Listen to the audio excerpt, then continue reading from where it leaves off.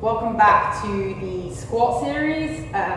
This is the second part of the series. Now that we've learned how to mobilize and how to get down into a deep squat, and we've hopefully addressed any mobility issues, we're now ready to start using the squat as a strength, as a tool for strengthening the legs and back. So to start learning the dynamic movement, I like to use a box squat as the first progression.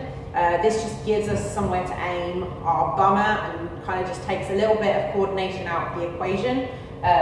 So if I just show you on this box, I'm going to line myself up in the corner of the box.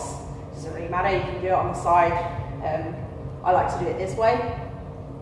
Feet in the same position that was comfortable for you in the deep squat.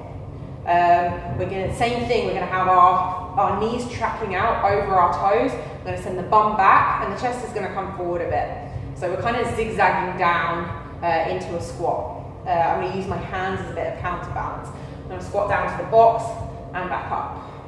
Squat down to the box and back up. Notice I'm not kind of sitting back on the box, although it's fine to do that in the beginning. I'm just kind of touching it down and standing back up. Back's nice and straight.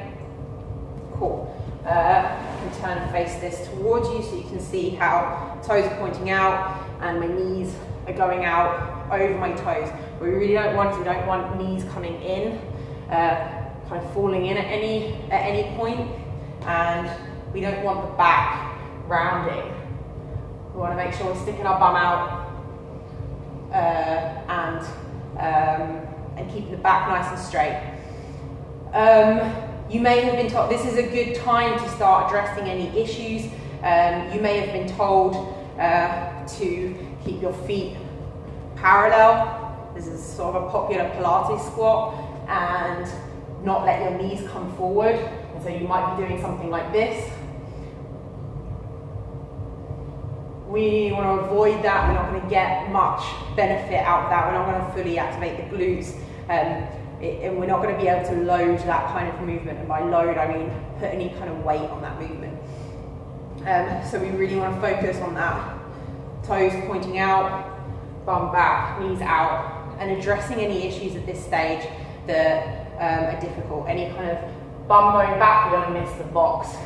Also, don't be too upright. Straight back doesn't mean erect spine. It doesn't mean your spine has to be vertical.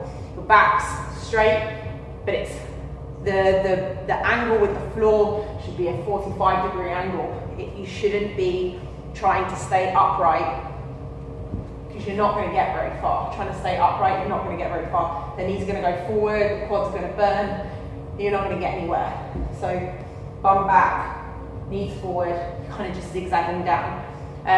From there, if that's going well, you can kind of do 15 reps, whatever, and it feels good, you can progress onto a smaller box, or here I have a medicine ball, does the same job. Just get yourself positioned, squatting down, standing back up. It's just nice to have somewhere to aim your bum at. It takes a little bit of coordination out of the equation before we move on to the next stage.